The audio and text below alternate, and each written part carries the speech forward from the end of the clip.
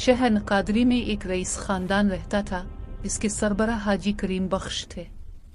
दौलत, जमीनें, दुकानें और असर और रसूख सब कुछ उनके पास था। लोग कहते थे कि उनकी नस्लें भी आसूदा रहेंगी, मगर कोई ये न जानता था कि इस दौलत के साथ एक और चीज़ भी नस्ल दर नस्ल मुंतकिल हो रही है, लालच। हाजी करीम बख्श ने अपनी जवानी गुर्बत में गुजारी थी, इसीलिए जब दौलत मिली तो इससे चिमट गए। वो नफ़ा के लिए रिश्ते तोड़ देते, वादे निभा न पाते और किसी का हक दबाने में ज़रा हिचकिचाहट महसूस न करते। वक्त के साथ उनकी ये आदत फ़ख्र बन गई। इनके दो बेटे थे, अशरफ और नईम। अशरफ बाप के नक्श कदम पर चलता था।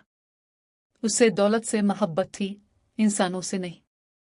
नईम इसके बरक्स नरम दिल और कनात पसंद था।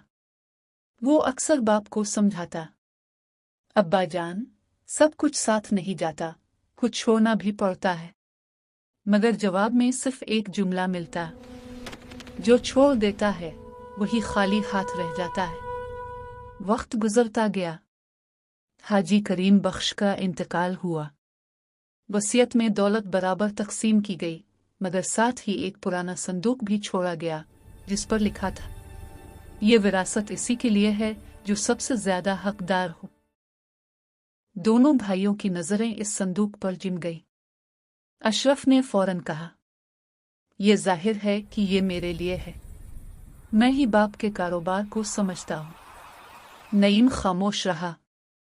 संदूक खोला गया तो अंदर सिर्फ कागजात थे, जमीनों के नक्शे, हिसाबात, कर्जों की तफसील और एक खत। खत में लिखा था, ये दौलत तुम्हारी आजमाइश है। जो इसकी हिफाजत करेगा वो वारिस कहलाएगा और जो इस पर कब्जा करेगा वो इसका कैदी बन जाएगा। अशरफ ने खत को बेमानी समझा और फौरन सारे कागजात अपने कब्जे में ले लिए। एक दिन अशरफ दिवालिया हो गया। ना दोस्त रहे, ना इज्जत। आखिरकार वो इसी पुराने घर में लूट आया जहां सब कुछ शुरू हुआ था। संदूक वहीं पड़ा था, खाली और बेवक़्त। इसी शाम नईम वापस आया। उसने भाई को शिकस्ता हालत में देखा तो दिल भर आया।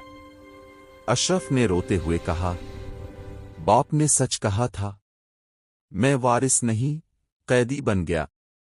नईम ने आहिस्ता से जवाब दिया, विरासत दौलत नहीं होती, रवैया होती। तुमने लालच अपनाई, मैंने कनात। दोनों भाई खामोशी से बैठे रहे। बाहर सूरज गुरूब हो रहा था, जैसे एक दौर खत्म हो रहा हो। इखलाकी सबक, मॉरल। लालच वो विरासत है जो मिल जाए तो इंसान को अमीर नहीं, खाली कर देती है। असल विरासत कनात, दियानत और अच्छा किरदार है, जो नस्लों को संवारती है, बर्बाद नहीं करती।